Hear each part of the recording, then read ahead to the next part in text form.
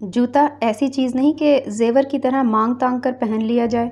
اس کے سوا کوئی چارہ نظر نہ آیا کہ چپل پہن کر بینک جائیں اور 3 دن بعد تنخواہ ملے تو نیا جوتا خرید لیں۔ پھر خیال آیا کہ اگر اینڈرسن پوچھ بیٹھا کہ آج انسپیکشن ڈپارٹمنٹ چپل پہنے کیوں پھر رہا ہے؟ تو کیا جواب دیں گے؟ ذہن پر زور ڈالا تو اس کا حل بھی نکل آیا۔ چپل پہن کر ایک پیر پر پٹی باندھ لیں گے۔ کسی نے پوچھا تو کہہ دیں گے کہ چوٹ لگ گئی ہے، اور یہ کچھ ایسا جھوٹ بھی نہیں۔ آخر اندرونی چوٹ تو آئی ہی تھی۔ ایک مونڈھے پر نیلے رنگ کا جھاڑن پڑا نظر آیا۔ اس میں سے لمبی سی دھجی پھاڑ کر پٹی باندھ لی۔ سہ پہر کو اینڈرسن کی نظر پڑی تو کہنے لگے، زخم پر کبھی رنگین پٹی نہیں باندھنی چاہیے، پک جاتا ہے، خصوصاً برسات میں۔ ہم نے پٹی بحسن واپس کر دی اور جلدی جلدی ایک پھٹے پاجامے کے لٹھے کی سفید پٹی باندھ کر بینک چلے گئے۔ 11 بجے کسی کام سے اینڈرسن نے طلب کیا۔ واپس آنے لگے تو اینک کو ناک کی پھونک پر رکھ کر اس کے اوپر سے دیکھتے ہوئے فرمایا، جسٹ اے منٹ، تمہارے زخم نے 24 گھنٹے میں کافی مسافت طے کی ہے، دائیں سے بائیں پیر میں منتقل ہو گیا ہے۔ اب جو ہم نے نگاہ ڈالی تو دھک سے رہ گئے۔ افراتفری میں آج دوسرے یعنی بائیں پیر پر پٹی باندھ کر آ گئے تھے۔ تمہارے پاس ڈی جے ہے؟ مسٹر اینڈرسن نے پوچھا۔ یہ کیا ہوتی ہے؟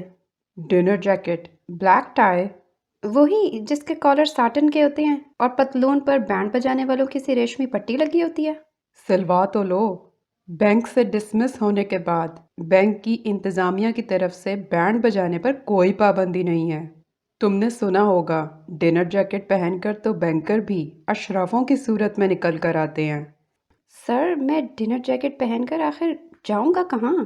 How stupid! پروموشن کے بعد تم بورڈ کلب یا سن کلب کے ممبر نہیں بنے؟ کیا ساری تنخواہ دال روٹی پر ہی ضائع کر دیتے ہو؟ اب تو غیر یورپین بھی ممبر ہو سکتے ہیں۔ میں جی بس سے آتا ہوں۔ پیر الہی بخش کالونی کے بس سٹاپ کے بھیڑ بھاڑ کے کچتم پچھاڑ سے دل ڈرتا ہے۔ 2-2.5 میل پیدل چل کر صبح گرو مندر سے بس پکڑتا ہوں تاکہ دفتر بغیر قمیض کے نہ پہنچوں۔ بینک کے جنرل مینیجر کو اس سے سروکار نہیں کہ تم اپنے نیم رضامند وجود کو ڈرائنگ روم سے بینک تک کس طرح ڈھو کر لاتے ہو۔ بائی دا وے سر، میرے کوارٹر میں کوئی ڈرائنگ روم ہے ہی نہیں۔ ہمارے حصے میں ایک کمرہ آیا ہے جس میں قالین بھی نہیں۔ وال ٹو وال بچے بچھے رہتے ہیں۔ میں تمہاری مفلوق الحالی کی بے مثل منظر کشی سے بے حد متاثر ہوا ہوں۔ اچھا، تو 27 تاریخ کو میرے ساتھ کاکٹیل میں چلنا۔ اسکاٹ کلچر اور پہناوے دیکھ کر آنکھیں پھٹی کی پھٹی رہ جائیں گی۔ ڈنر جیکٹ فوراً بنوا لاؤ۔ مسٹر اینڈرسن کچھ دن سے ہم پر مہربان تھے۔ ہم ان کے مشیر خاص تھے۔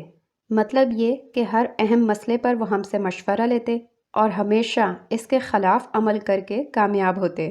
دوسرے دن انہوں نے پھر تاکیداً کہا، 27 تاریخ نہ بھولنا۔ ایسی کاکٹیل پارٹیوں کے دعوت نامے حاصل کرنا تمہارے فرائض منصبی میں داخل ہے۔ چوٹی کے انگریزوں سے میں خود تمہارا تعارف کرواؤں گا۔ اور کچھ عرصے سے ہم خود محسوس کر رہے تھے کہ ہر چند کے ہماری تنخواہ میں 1 پیسے کا بھی اضافہ نہیں ہوا کہ جب سے ہم چیف اکاؤنٹنٹ، سیکٹری اور انسپیکٹر آف برانچز کے عہدوں پر بیک وقت فائز ہوئے ہیں، ہماری امیج میں ایک خوشگوار تبدیلی واقع ہو گئی ہے۔ چاؤ میں اگلے ہفتے مکان بھی تبدیل کر لیا۔ اس محلے میں ایک نہیں کئی سوداگر رہتے تھے۔ علاقے کے پوش ہونے کا اندازہ اس سے لگا لیجئے کہ ہماری چھوٹی بٹیا ہمسائے کے بچوں کے بارے میں ہم سے پوچھنے لگی، بابا یہ ہر روز عید کے کپڑے کیوں پہنتے ہیں؟ گڈو میاں نے ہمسائے کی دیواروں پر ساگوان کی پینلنگ اپنی 6 سالہ زندگی میں پہلی بار دیکھی تو ہم سے کہا، انہوں نے دیواروں پر بھی فرنیچر لٹکا رکھا ہے۔ انہی دنوں اینڈرسن نے اپنا GEC کا پرانا فریج از راہ پرورش 400 روپے میں ہمیں فروخت کر دیا۔ نیا 750 میں آتا تھا۔ ہمارے ہاں مہینوں اس میں پپیتے لڑکتے اور بینگن برفاتے رہے۔ پہلے دن تو ہم نے اس میں کوری سراہی بھی رکھی دیکھی۔ 3-4 دن استعمال کرنے کے بعد معلوم ہوا کہ اس کا موٹر اینڈرسن کے مزاج کی طرح ہے، یعنی 4-5 منٹ چل کر آگ بگولا ہو جاتا ہے اور شور و غوغا کرنے لگتا ہے۔ اسے ٹھنڈا کرنے کے لیے ہم نے اسی کمپنی کا بنا ہوا پنکھا 350 میں خریدا۔ نئے فریج کے مقابلے میں مجموعی سودا پھر بھی 25 روپے سستا پڑا، اور انہی داموں ایک کے بجائے 2 چیزیں ہاتھ لگ گئیں۔ پنکھا 24 گھنٹے فریج کے بلڈ پریشر کو بگڑنے سے باز رکھتا۔ گرمی زیادہ پڑے تو ہم اپنی مصالحتی چارپائی فریج اور پنکھے کے درمیان ڈال دیتے۔ اب ہم اجلے پوشی کا 8 آنے یومیہ تاوان ادا کر کے پیر الہی بخش کالونی لانڈری سے اپنے کپڑے اس ارجنٹ بے دردی سے نہیں دھلواتے اور پھڑواتے تھے کہ جو قمیض صبح دفتر جاتے وقت دے گئے وہ اسی شام شتابی چھڑوا لی یا گھر پر ڈیلیور کر دی گئی۔ اب ہم نے 8 روپے سینکڑا پر 3 قمیض دھونے کے لیے ایک نیا دھوبی لگا لیا۔ کپڑوں کی چوری بھی نہیں کرتا، بلکہ طبیعت میں اتنی احتیاط تھی کہ پہلی ہی دھوپ میں 2 قمیضوں کے کالروں کے دونوں کونوں پر سامنے کی طرف دھوبی مارکا لگا دیا، تاکہ نشانوں کو دیکھ کر احباب پہچان جائیں کہ قمیض کے نیچے ہم ہی ہیں۔ پچھلا دھوبی کالر پر تو استری اچھی نہیں کرتا تھا، لیکن موزوں اور انڈر ویئر پر خوب کلف لگاتا تھا۔ باقی رہا دفتر، تو وہی کلرک جن کی خوشامد کر کے ہم نے کام سیکھا تھا اب ہمیں پہلے تمیز سے سر کہتے، پھر آنکھ مار کر ہماری جمع تفریق کی غلطی نکالنے کی جسارت کرتے۔ جمع دار اجمل خان اب ہمیں تم کہنے لگا، پہلے تسی کہتا تھا۔ غرض کہ جیسا کہ آپ نے ملاحظہ فرمایا، ہماری قدر و قیمت اپنی نظروں میں کافی بڑھ چکی تھی۔ کراچی کی بڑی بڑی دعوتوں میں بھی ہم مدعو ہونے لگے۔ بڑی بڑی دعوتوں سے ہماری مراد ایسی تقریبیں ہیں جن میں مہمانوں کی تعداد 4000 سے زیادہ ہو، اور جہاں مدعوئین کی فہرست ٹیلی فون ڈائریکٹری نقل کر کے مرتب کی جاتی ہے۔ ان میں ہمیں ماں میزبان کوئی نہیں پہچانتا تھا، سوائے تمبو کناتوں والے نظام دین کے آدمیوں کے، جن سے روز روز کی ملاقات کے سبب خاصی بے تکلفی ہو گئی تھی۔ خدا اور اس کے بندے ماریں یا چھوڑیں جھوٹ نہیں بولیں گے۔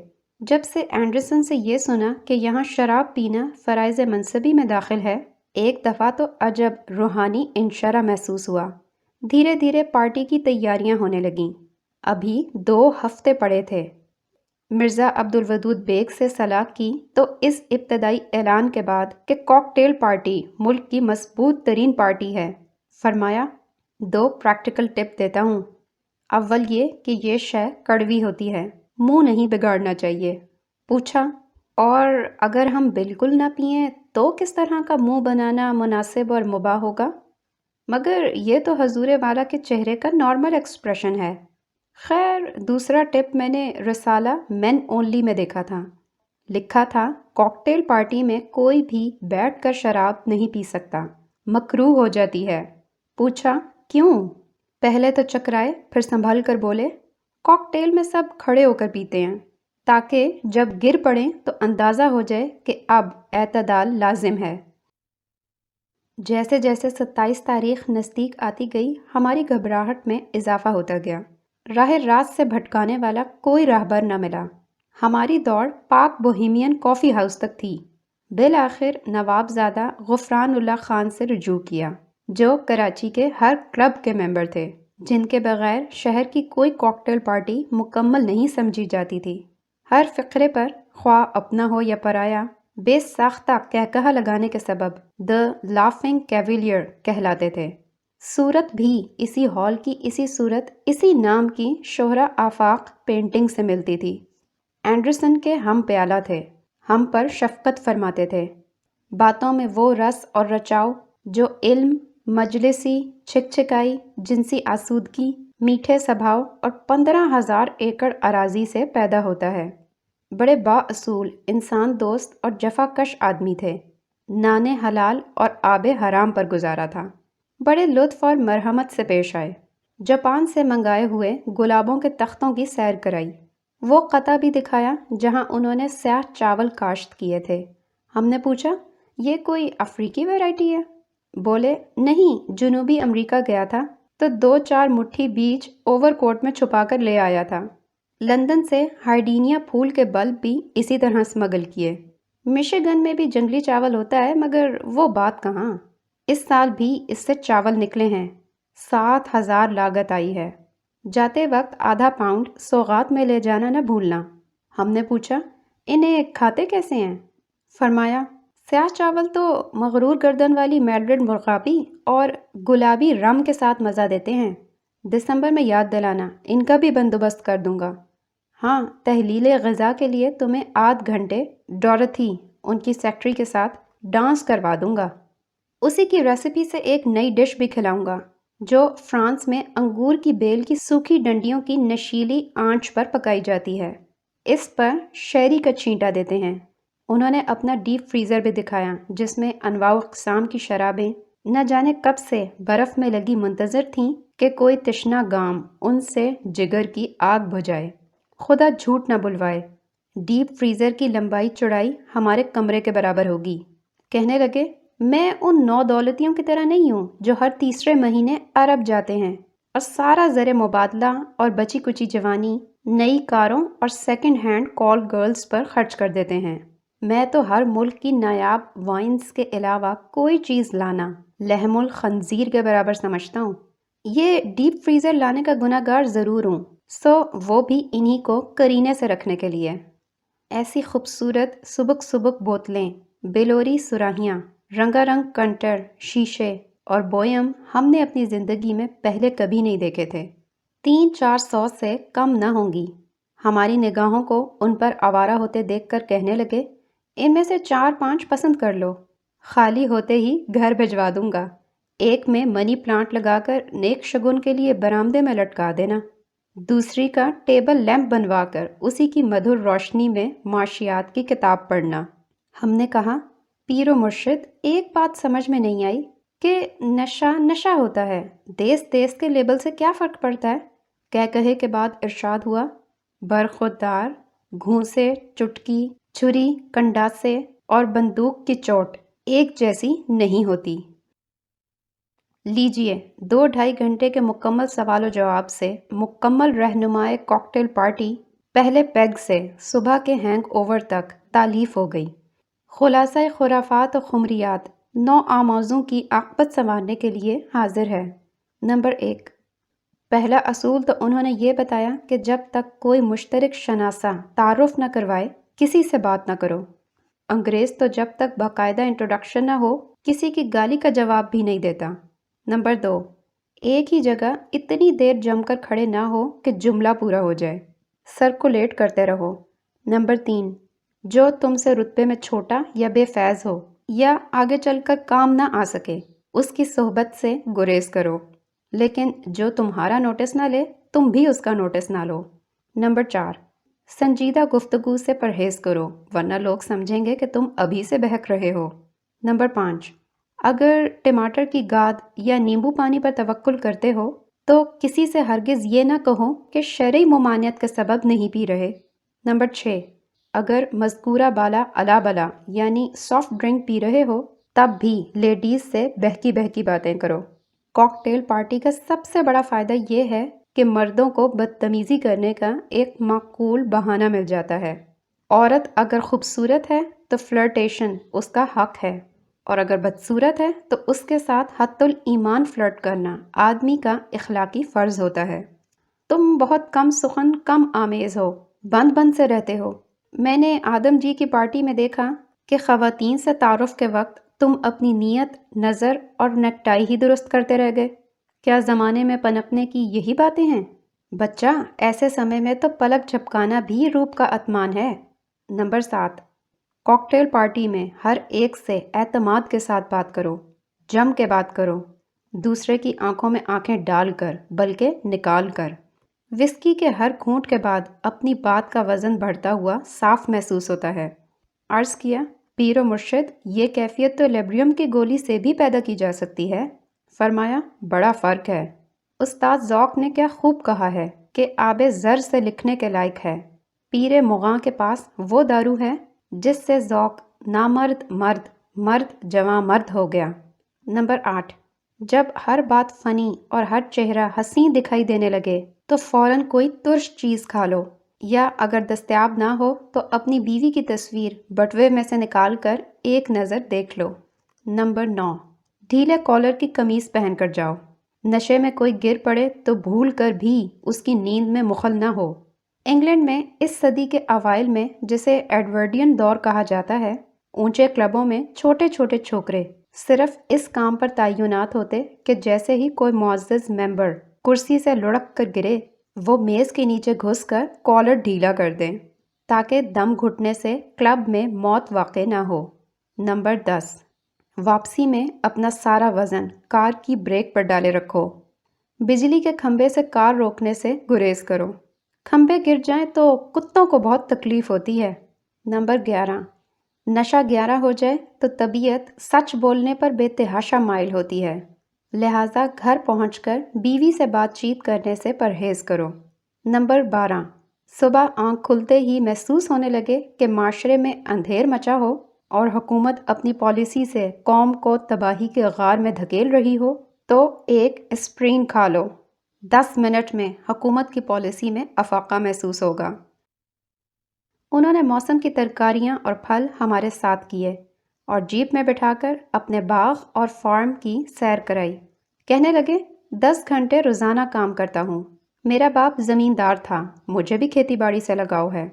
اکثر ہوتا ہے کہ پارٹی سے رات کو 2:30-3 بجے لوٹتا ہوں، لیکن صبح 4:30 بجے اپنے وقت پر اٹھ جاتا ہوں۔ گناہ گار ہوں، فجر کے بعد 2 گھنٹے کھیتوں میں ضرور گزارتا ہوں۔ عجیب کیفیت ہوتی ہے۔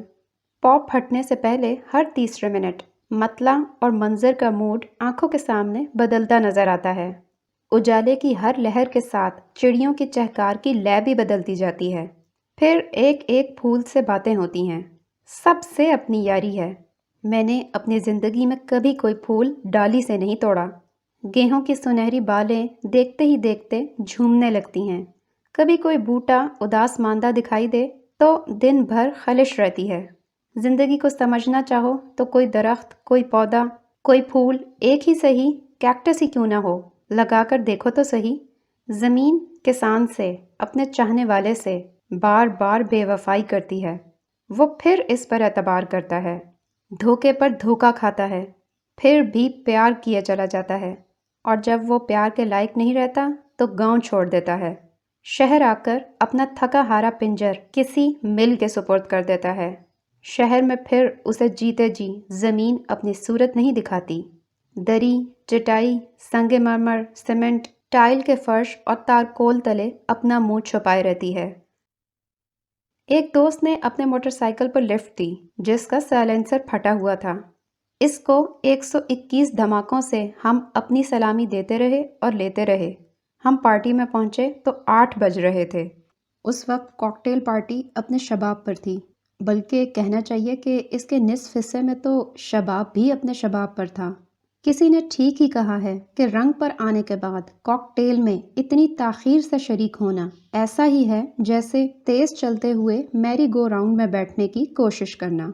لان پر بڑے بڑے جگجگے تھے، درختوں اور جھاڑیوں میں اودے اودے نیلے نیلے پیلے پیلے قمقمے انہی رنگوں کے پیرہنوں کو آنکھ مار رہے تھے۔ ایسا لگتا تھا بیشتر مہمان نہ صرف آ چکے ہیں بلکہ بعضے تو اس قابل بھی نہیں رہے کہ واپس جا سکیں۔ بات پہ بات ہنسی کہ ان ہوئے پیار آئے، آنکھیں گلابی، پنڈے گرم، چہرے گلنار، دہکا ہوا ہے آتش گل سے چمن تمام۔ لان کے پرلے کنارے پر بیرے مغل بادشاہوں کی یونیفارم ماں راجپوتی پگڑی پہنے ڈرنکس بنا رہے تھے۔ کبھی کبھار کوئی بہرا نظر بچا کر چکو سلے واقعہ کے بنے ہوئے گلاسوں کو منہ کی بھاپ سے نم کر کے پیمانہ تابدار کو اور بھی تابدار کر دیتا۔ کافی مہمان ایسے تھے جو کسی کاکٹیل پارٹی سے آ رہے تھے یا کسی اور کاکٹیل پارٹی میں جانے والے تھے۔ ہم اصول نمبر 3 پر سختی سے کاربند تھے کہ جو شخص اپنے سے کم مرتبہ نظر آئے یا آگے چل کر کام نہ آ سکے اس کا نوٹس نہ لو۔ کچھ دیر بعد یکا یک منکشف ہوا کہ یہاں تو معاملہ ہی کچھ اور ہے اور کوئی ہمارا نوٹس نہیں لے رہا۔ چاروں طرف نظر دوڑائی، ہمیں اپنے سے کم حیثیت کوئی نظر نہ آیا۔ سن ہو گئے۔ اب جو غور سے دیکھا تو معلوم ہوا بڑے بڑے لوگ ہمیں اگنور کرنے کی انتھک کوشش کر رہے ہیں۔ کنارہ کش ہوتے ہم نے خود کو ایک کونے میں چینی نارنگی کی جھاڑی کے پاس استادہ کر لیا اور نمکین بادام اور خلال کے تنکوں میں اٹکی ہوئی مرغی کی کلیجی سے شغل کرنے لگے۔ اس سے پہلے ہم کسی کاکٹیل میں شریک نہیں ہوئے تھے، سنا ہی سنا تھا، چنانچہ بے حد سراسیمہ اور ششتر۔ ایک انہیبیشن ہوتی تو بیان کروں، ہمارے ساتھ کے اکثر لوگ کبھی کے گھس گھسا کے ندی کی چکنی مٹی ہو گئے تھے، لیکن ہم ہنوز اس قدر دقیانوسی اور نا تراشیدہ تھے کہ ڈرنکس کا ترجمہ شراب اور غم غلط کرنے والوں کو شرابی کہتے تھے۔ 8:15 بجے ہمارے پیر مغاں ہنستے کھیلتے وارد ہوئے اور ہماری جان میں جان آئی۔ انہوں نے خواتین و حضرات سے ہمارا تعارف کروانا شروع کیا اور ہم نے سرکولیٹ کرنے کی کوشش کی، لیکن ہر مرتبہ کھوٹے سکے کی طرح واپس کر دیے گئے۔ ایک صاحب نے تو ہم سے صرف 2 انگلیوں سے مصافحہ کیا۔ 100 مردان خوش اوقات کی اس محفل میں ہمیں ایک بھی ایسا نظر نہ آیا جس کی آمدنی ہم سے کم ہو۔ جہاں نگاہ اٹھائی، جہاں گئے وہیں ایک منظر تھا، مایا کو مایا اور روپ کو روپیہ ملے، کر کر لمبے ہاتھ۔ راستے میں میک فرینڈ مل گیا، کہنے لگا، کیا بات ہے، تم اتنی دیر تک بجلی کے کھمبے کی طرح تنہا کھڑے ہو؟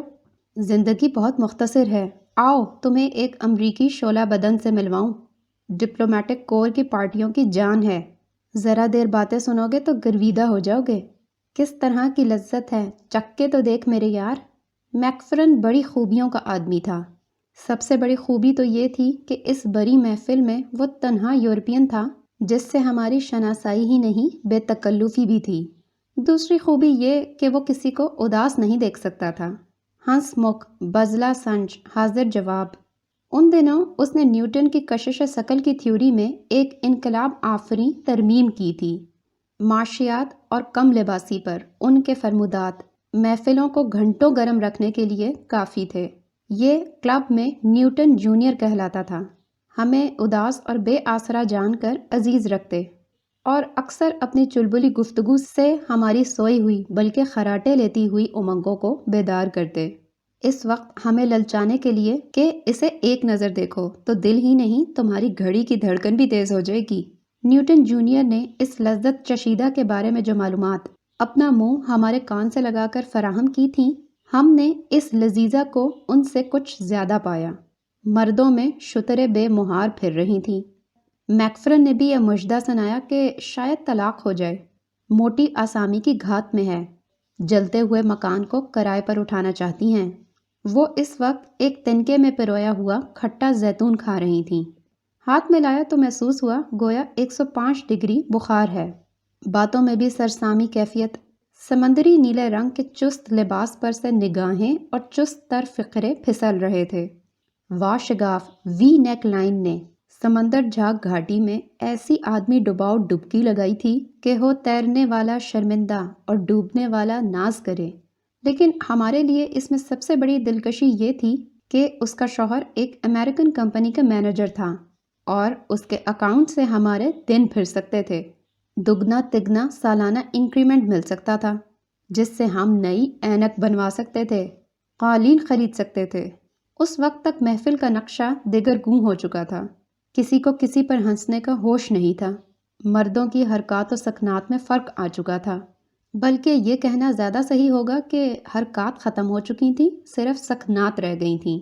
بقول شاعر بیاں کہ جو کھڑا تھا کھڑا رہا وہ وہیں، جو پڑا تھا پڑا رہا وہ وہیں۔ اس مرحلے پر مسٹر اینڈرسن جھومتے جھامتے داخل ہوئے۔ ڈرائیور نے سہارا دے کر اسے شامیانے کی نشیلی سرحد پر لا کر چھوڑ دیا۔ ہم نے آگے بڑھ کر اس سے کراچی کے موسم کے بارے میں تبادلہ خیال کرنا چاہا تو اندازہ ہوا کہ ہمیں پہچاننے میں اسے یہاں تکلف اور تامل ہے، چنانچہ ہم نے بھی اس کا نوٹس لینا چھوڑ دیا۔ تھوڑی دیر بعد اس نے چھنگلیا سے بلانے کا اشارہ کیا۔ ہم دوڑے دوڑے گئے تو کہنے لگے، میں تو بیرے کو بلا رہا تھا، میرے گلاس میں سوڈا زیادہ ہے، مگر یہ کیا بات ہے کہ تمہارا گلاس اندر سے بڑا ہے باہر سے چھوٹا ہے؟ اچھا تم آ ہی گئے ہو تو بتاتے جاؤ، کچھ کانٹیکٹس بنے، کچھ یورپین ڈپازٹس ہاتھ لگے؟ ہم نے مختصراً اس کو اطلاع دی کہ جتنے یورپین حضرات کو ہم نے کانٹیکٹ کیا انہوں نے الٹا اوور ڈرافٹ مانگا، جن کی مجموعی رقم اس کلاس تک 70 لاکھ ہو چکی ہے۔ برا سا منہ بناتے ہوئے کہا، جہاں سے تم آئے ہو وہیں واپس جا سکتے ہو۔ ذرا دیر بعد دیکھا کہ اینڈرسن ہماری طرف لڑکتا لڑکتا آ رہا ہے۔ ہم نے بھی اسے آخری نقطۂ اتصال تک لڑکنے دیا، پیشوائی کو ایک قدم بھی آگے نہ بڑھے۔ قریب آ کر کہنے لگا کہ تم برٹش ہائی کمشنر سے ملے اور یہ تم سپیرے کی طرح گل پھڑے پھلا پھلا کر کیا پی رہے ہو؟ زمزم واٹر؟ تمہاری ٹائی میرے موزوں سے میچ کرتی ہے۔ یہ کہہ کر اپنی ظرافت سے آپ ہی محظوظ ہوا اور مارے ہنسی کے منہ بھر کے وسکی کی کلی کر دی کہ آدھی فرش پر ضائع ہو گئی، آدھی ہمارے گلاس میں محفوظ ہو گئی۔ بہکتی بہکتی لیڈیز اب شراب اور شیولری سے لبریز مردوں سے دامن کشا اپنا ایک علیحدہ جھرمٹ بنا چکی تھیں۔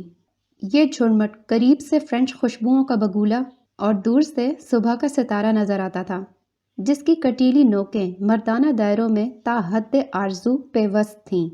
جب وہ بقول پروفیسر عبدالقدوس گل گل گل گل ہنستیں تو ہر مرد اپنی گھنٹی کی آواز پہچاننے کے لیے کنوتیاں اٹھاتا۔ ان خواتین کا طرز تخاطب و تکلم دیکھ کر ہم اس نتیجے پر پہنچے کہ جہاں 7-8 خواتین جمع ہوں تو سب بیک وقت بولتی ہیں، اور اس سے زیادہ اچنبھے کی بات یہ ہے کہ بولتے میں سب کچھ سن بھی لیتی ہیں، گویا ایک خاتون نان سٹاپ ٹرانسمٹ بھی کرتی ہے اور اس دوران 7-8 ویو لینتھ پر کان ٹیون کر کے اوروں کی سن بھی لیتی ہے۔ لیکن مردوں کی بات اور ہے۔ 7-8 مرد یکجا ہوں تو آپ دیکھیں گے ان میں سے صرف ایک بولتا ہے، باقی ماندہ نہ بولتے ہیں نہ سنتے ہیں۔ بے محل صحیح، مگر مرزا کا قول یاد آتا ہے کہ تاش کے جتنے بھی کھیل ہیں وہ مردوں نے ایک دوسرے کو چپ رکھنے کے لیے ایجاد کیے ہیں۔ ہمارے وہ پڑھنے والے جو کبھی اس لمحے سے نہیں گزرے، ان کی اطلاع اور عبرت کے لیے عرض ہے کہ اگر 100-150 بہروں کو ایک جگہ جمع کر دیا جائے تو ان کے درمیان جو گفتگو ہوگی وہ من و عن وہی ہوگی جو کاکٹیل پارٹی میں سننے میں آتی ہے۔ ہر ایک اپنی ہاں کے چلا جا رہا ہے، سوال کچھ جواب کچھ، مگر دونوں مطمئن، اور چاہیے بھی کیا۔ 9:30 بجنے میں 2 منٹ باقی ہوں گے کہ یکا یک بھگدڑ مچ گئی۔ وہی نستعلیق باریش بیرا ہانپتا کانپتا ہمارے پاس آیا اور کہنے لگا، اپنے باس کو سنبھالیے، اس نے آپ ہی کے بینک کے ڈائریکٹر سیٹ فلاں کے سر سے ترکی ٹوپی اتار کر اس میں الٹی کر دی ہے اور اب ڈرنکس کی میز کے نیچے گھس کر مرغے کی بولی بول رہا ہے۔ سب میں بھاگ گئیں، ایک تو اپنا پرس اور ہسبینڈ بھی چھوڑ گئی۔ جلدی چلیے، اس کا نیا ڈرائیور عشاء پڑھنے گیا ہوا ہے، آپ چارج لے لیجئے۔ مسٹر اینڈرسن بن بلائے ہر کاکٹیل میں پہنچ جاتا ہے، آج بھی گیٹ کریش کیا ہے۔ Double whisky please.